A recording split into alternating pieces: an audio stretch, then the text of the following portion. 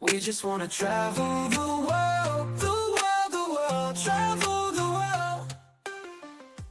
Hello, and welcome back to Our Offbeat Life, the podcast for international families exploring life outside the box. Mhm. Today, we're thrilled to welcome back one of our most popular past guests, Addie Wieland. You may remember her from season 2, our last season, where she opened up about burnout, setting boundaries, and choosing a nomadic life with purpose. If you forgot, or if you haven't watched that episode yet, Addie is a licensed mental health counselor and therapist at Everyday Bravery Counseling Mhm. and a full-time traveling world schooling mom. So this time we're diving into the mental shifts required to move abroad and how to stay mentally resilient on the road. Hello and welcome back, Addie. Yes, thanks so much for having me again. I love to be here and chat. Yes, it's great to have you back. Since our last chat, what is a standout travel moment that you've experienced? Well, I believe our last chat, we weren't traveling internationally yet. I don't think. I think we were preparing to travel internationally. So since then, we have now crossed the pond, I guess, and are traveling around. And so there's so many. We spent like 7 months on an island in Greece that we absolutely loved, and that we're working on making our home base. And so I think that was probably our favorite stop so far. Greece. Oh, I really want to go someday. I want to experience life from a sailboat looking up at the cliffs. Oh, I think it'd be amazing. Yes, that would be so, so amazing. We mostly stayed on the island. We got to see a little bit of other islands, but yes, getting a sailboat and going around the Greek islands would be heaven. Oh, yeah. Well, what's one thing that you've let go of mentally or emotionally since becoming location independent and crossing the pond, as you say? Yeah, I think letting go of perfection and control. So for me, I feel like I can struggle a lot with that. I'm the oldest, a little bit type A, want a lot of things to be orderly and in control. Obviously, that's kind of out the window when you have two kids. I have two young kids, a 4 and a 7-year-old now. Added traveling, husband, all of that stuff. But yeah, I think with travel, it's learning to embrace change, right? And flexibility. And like a train may be late, your flight could be delayed. Our biggest, I think, to date travel mistake was booking. We were leaving our island of Syros. We have to take a ferry, go to Athens, do the flight, yada yada, to come to Estepona, Spain. As we were on the ferry ride over to spend the night in Athens and fly out the next day, so the next day we'll be in Spain. We need a place to stay that night. My husband's checking everything and he's realizing that we booked our accommodations in Spain for 2026, not Oh 2025. no. So we had a little bit of a panic freak out moment. And it's kind of the beginning of busy season here. So we were a little bit like, where are we going to stay? That just took a lot of flexibility of regulating our nervous system, of not freaking out in front of the kids, of just having to figure it out, which we did. But yeah, that was kind of our biggest travel mistake. But as one friend told me, and I feel like this is for everybody that travels, you're going to have some losses in the travel game. They can't all be wins, especially if you do this as a lifestyle. Like, you're just going to have some losses. So hopefully they're not too costly and too bad, and you can get through them and be stronger on the other side, which I'm feeling like we are. Yeah, as long as you stick to it, you can always seem to bounce back. Yeah, It just sometimes takes time and a positive attitude. for sure. Yes. Well, we talked about travel burnout last time. Uh, what's your go-to reset ritual now? I would say definitely slowing down for us, which I know a lot of families, kind of talk about this. I think it's just when you get into that mentality of like go, go, go, trying to see everything, fitting it all in, I think you can burn out really fast. So I think for us, like slowing down, having like a good Sunday where we just really don't do anything, I mean, maybe we go to church if there's a church around or something, but we just kind of chill, hang out, watch the movies, just have a really good reset, prepare maybe for the week of like what we're going to do routine wise. But I think for us, slowing down is helpful when it comes to travel burnout. Yeah. Slow down. Yeah, that's a good one. That always works for us, taking days off in between of doing activities or just living in the moment. Like we're here in Cambodia for 6, 8 weeks, just taking our time, getting Yeah. seeing everything, doing everything, living life. Yeah. Yeah. Yeah. I love that. I think that's important. I think it's just a huge mindset shift that we learned in the RV and we continue to learn now. It's like, this is not a vacation for us, even though it feels like a vacation because we're in usually a lot of vacation kind of spots. This is our life. So laundry still needs to get done, like we still have to cook meals for our kids. Just I think when we get into that vacation mindset of like eating out and doing all these things, packing our schedules, that's when it can lead to burnout very quickly. Yeah. Well, and I know that since our last conversation, you made that hurdle and went abroad. So this is perfect time for this conversation. I mean, you've been living it long enough now that you probably have some routines down. Um, what are some common mindset hurdles that people face when preparing to live abroad? Yeah, I think some mindset shifts are a huge one is, can I do this? Right? Like, especially if you have kids, like, can I do this? Should I do this? Like, am I messing up my kids for life? Like, are they gonna, whatever those different fears are that you have when you have kids. And I mean, even if you weren't traveling, you probably have those fears. I think just that's common as a parent that we constantly feel like we're messing up our kids, right? Um, which we probably are a little bit. I like to say, as a therapist and a mom, you don't go through childhood without some scars, right? Let's just hope that our kids' scars are maybe not as deep and festered as like maybe ours were, but because we're imperfect, so we're going to be imperfect parents and we're learning as we go, kind of thing, working to get better. But that's a whole nother topic, parenting topic. I think, can we do this? Should we do this? I think there's a lot of fear of the unknown, right? A fear of, like you said with this podcast, like stepping outside of the box, doing something different. I don't know if you've seen the most recent reels here when it's like propaganda that I'm letting go of, right? And it's just letting go of a lot of those beliefs that you have to live life one way, right? Like go to school, go to college, get married, have kids, buy the house, be in debt, work 8 to 5 until you retire at 65. Like I think obviously with this lifestyle, a lot of people are letting go of that and working past that. But I think there is some mindset shifts of like, actually, it doesn't have to be like that. You don't have to do that in order to be happy, And just the fear, working through that fear of the unknown that, yeah, it's different, but it doesn't mean that it has to be bad, you know? Yeah, it doesn't have to be bad.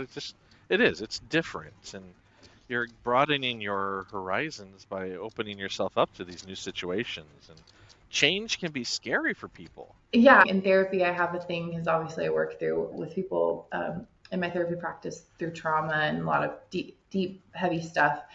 And, our nervous systems prefer a known hell to an unknown heaven. It's just like how we were wired, right? Like we prefer what we know, even if it's not great, but it's like we know it, we can handle it, etc. It feels safe, even though it might not really be that safe, to the unknown, which feels very scary, very uncertain, extremely vulnerable, risky, exposed, all of that stuff. So I like to say, like, you plan, you do all these things, and there's this tiny little gap where you just have to like jump and go for it, right? It just takes a little faith because you just don't know. And you try it, and then hopefully it works out. And I think a lot of times it does.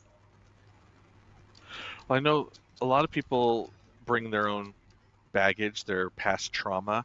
I think is a better way of positioning that with Yeah. them when they travel. And maybe it was something that pushed them into this in the first place.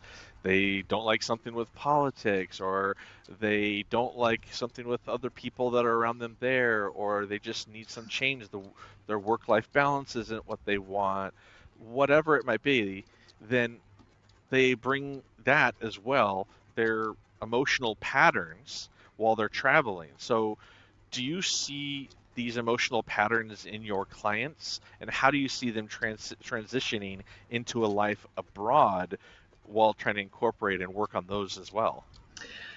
Yeah, I think it's like that question. It's like, sometimes I'll see it in the Facebook threads or something, like, especially with younger digital nomads, no family, single. It's like, am I running from something or running to something, right? Is this feeding into like my avoidant attachment?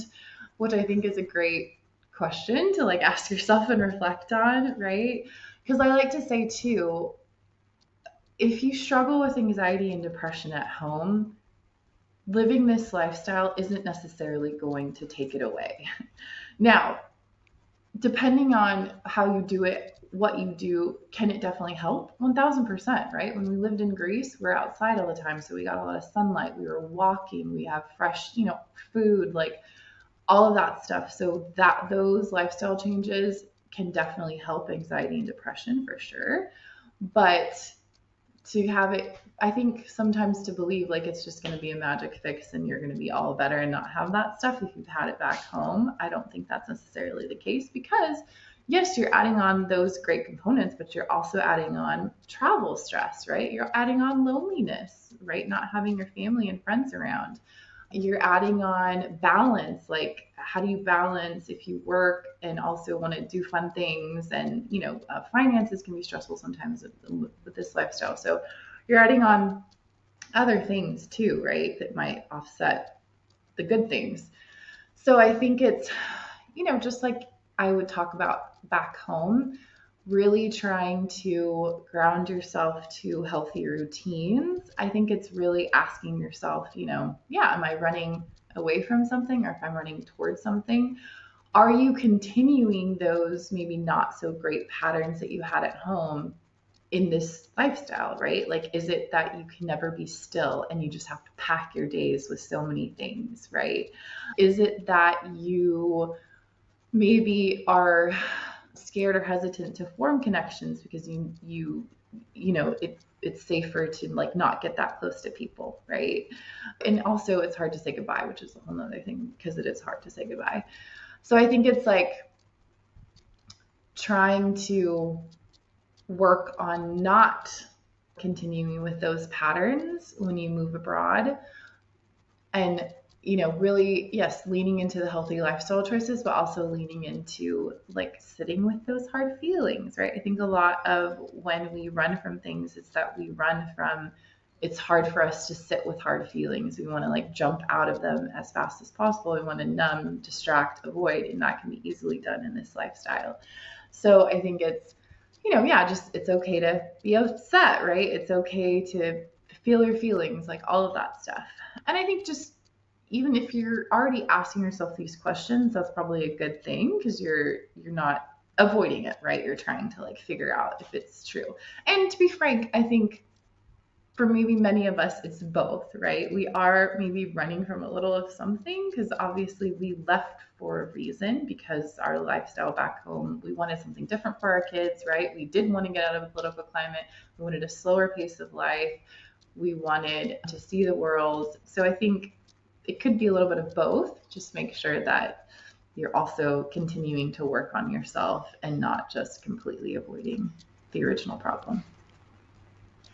Yeah, and that makes me think, 'cause you're talking about running away and running to, makes me think of how I feel like a lot of people are trying to escape something versus expanding into something new. I think it's mindset in in that way. For sure. So how can someone tell if they're escaping something versus they're expanding into something new? Yeah, I think, you know, checking in, like, are you curious, right? Are you maybe open to some discomfort? Are you able to sit with those hard emotions, or do you immediately try to like jump out, avoid, numb? I think just really trying to ask yourself those hard questions.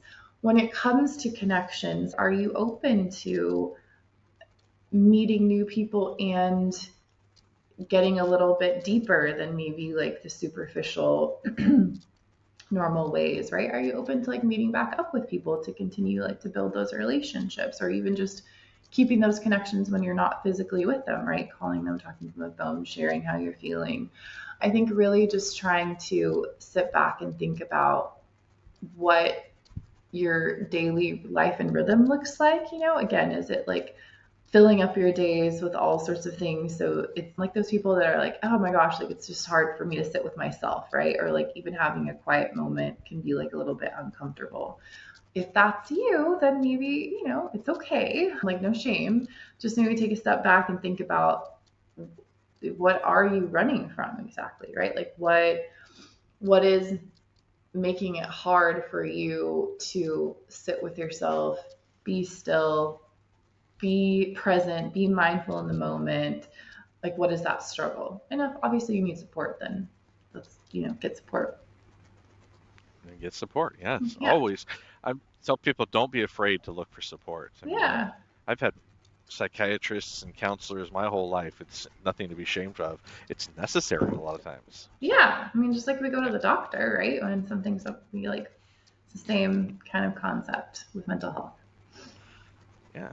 So, what are some red flags that someone's mental health might be suffering from this travel lifestyle, and how can they recognize that in themselves?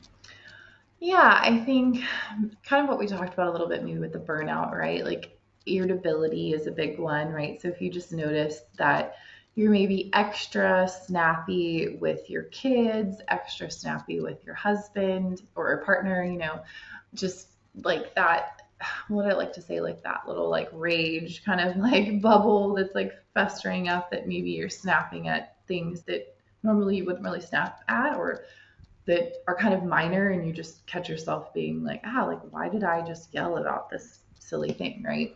So I think irritability is a big one. I think chronic fatigue, like if you just find yourself really tired all the time, don't have a lot of energy, taking lots of naps, or just not really wanting to get out and do much, and that you can kind of check in with that, right? I think if checking in, if you're overusing like lots of screens, like scrolling constantly, or TikTok, or Netflix a lot, or even over scheduling your schedule, just like filling it in. Like I said, like there's absolutely no downtime. Yes, it can be fun and good, but I think there should be like a balance in that, right? Because you might be numbing a little bit. Again, kind of like avoiding connection, or just like I don't need anybody, type of thing.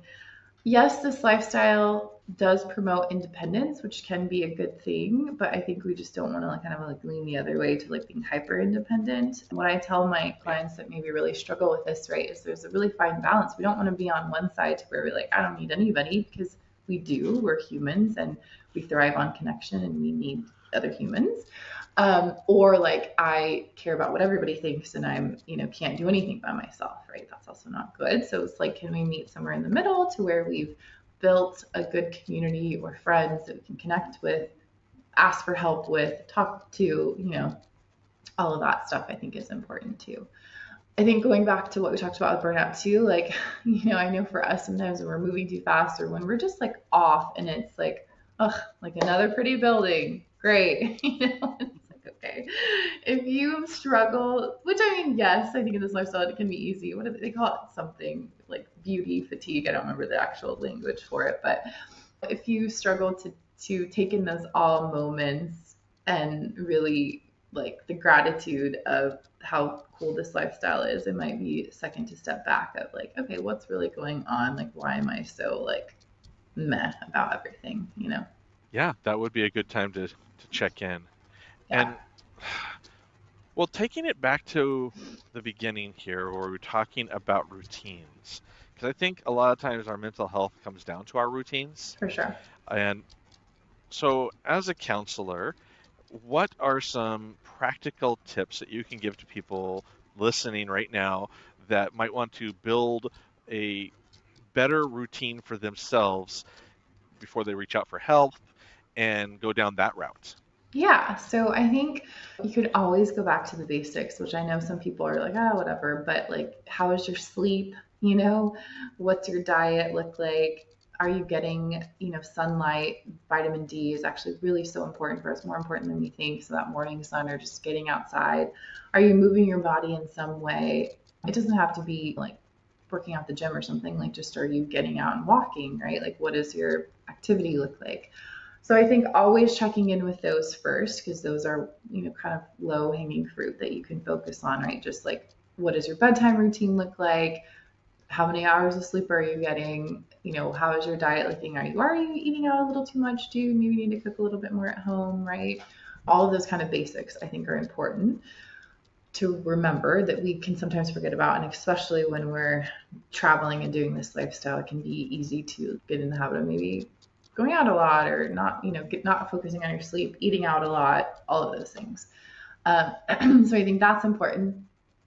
I think trying to like anchor yourself with maybe a few constants, either throughout the day or even during the week, right? So every morning, do you, just take a few minutes, whatever resonates well for you, right? Maybe it's taking a couple of breaths. Maybe it's doing a little bit of stretches. Maybe you're religious and it's prayer or reading the Bible, right? Maybe it's just sitting with your coffee outside and just being outside for a little bit, like anchoring your day with that. Maybe it's evening walks, right? Sometimes we don't do it all the time, but definitely with my kids, they're really into dance parties. So we might put on some songs and just like dance our wiggles out a little bit, and that can be something that we do a lot.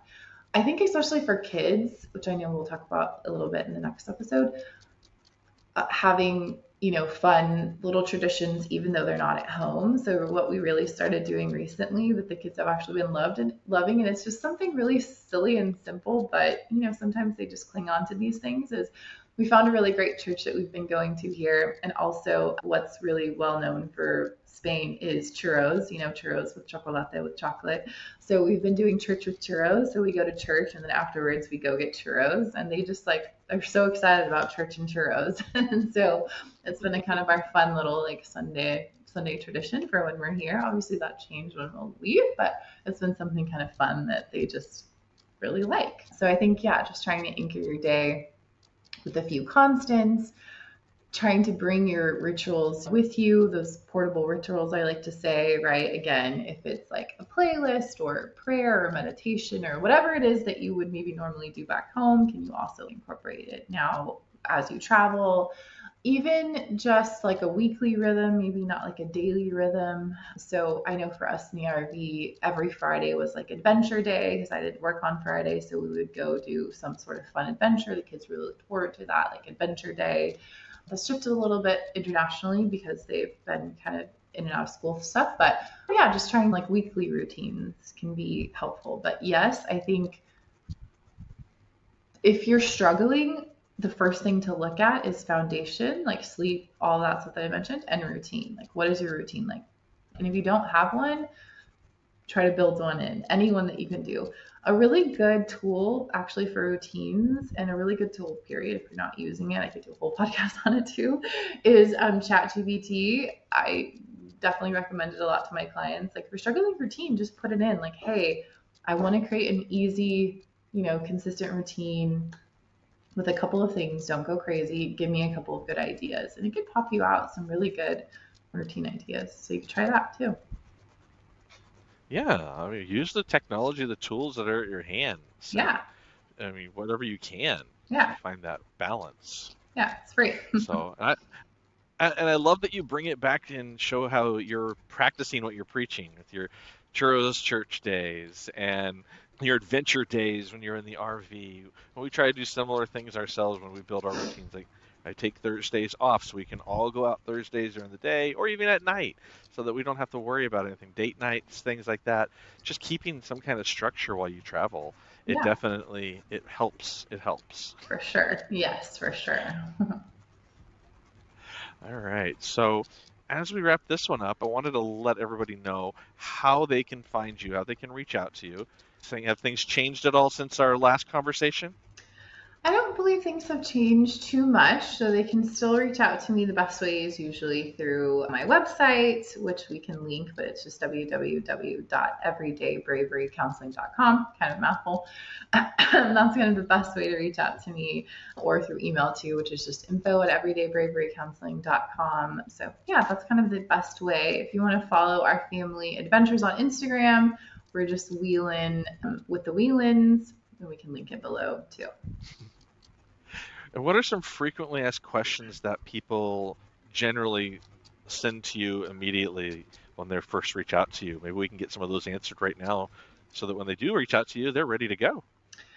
Yeah, I think some of the questions are just maybe what my specialties are. I mean, a lot of times I really don't have a whole lot of questions because my website is, I hope, like pretty all encompassing. So usually they just reach out and say, hey, can we set up a consult? So I do offer free 15 to 20-minute consults just for us to chat, just to make sure that we're going to be a good fit moving forward. You can schedule those right there on my website. So usually I just reach out to like maybe ask for that. I try to put it all on my website, so check that out for sure. Excellent. All right, so definitely check out the website.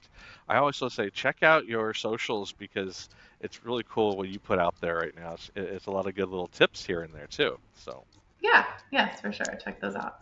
before we wrap up, then, I like travel trivia, Oh so I gosh. figured I've got a couple quickies for you. Yes. Let's see what I All do. right. What European country has the most UNESCO World Heritage Sites? Oh my goodness. Um,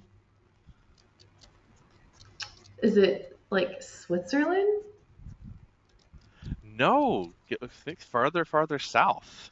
There's something terrible with like geography. Um, Shaped like a boot, I think. Italy? Italy, Oh, okay, Italy. yes. Nice. Okay.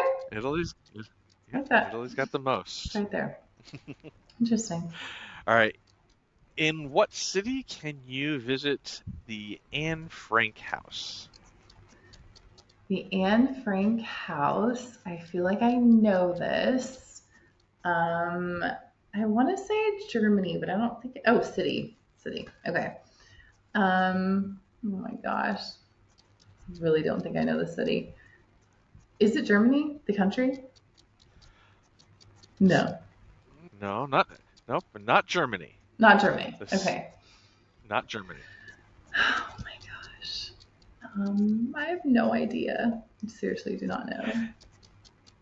Amsterdam. Amsterdam. Okay, I did not know that. I haven't been there yet, so. Okay. Well, let's try one more here then. Which European country is famous for its Blue Lagoon geothermal spa? I feel like I'm like seeing blue lagoons, but I thought I remembered one in like Capri, Italy, but I already said Italy. Is it Italy? Not Italy. Not Italy. Starts with an I. So there's an Iceland. Iceland, And haven't been yes. there either, but yeah, on my Ah, list. all right. On my list as well. I want to go. I like going to all the geothermal spas I can find. I love them. Yeah, that's awesome.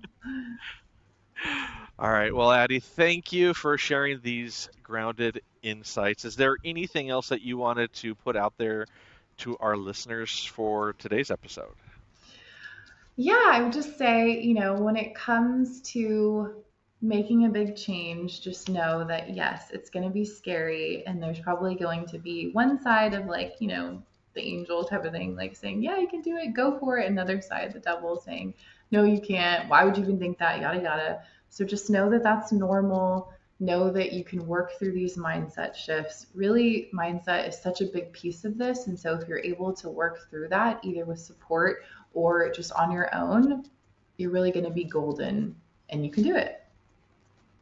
Yeah.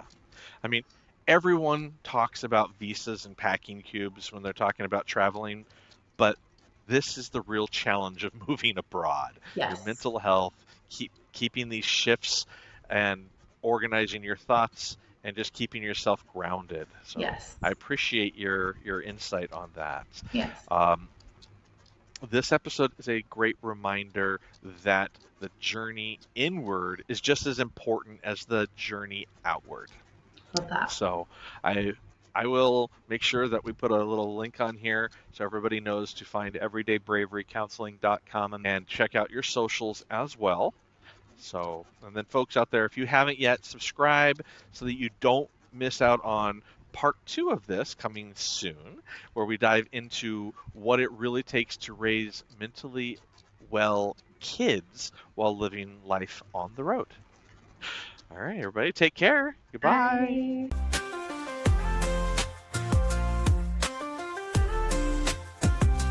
We just wanna see something bigger than us, to see and smell and taste something completely new. We just wanna travel the world, the world, the world, travel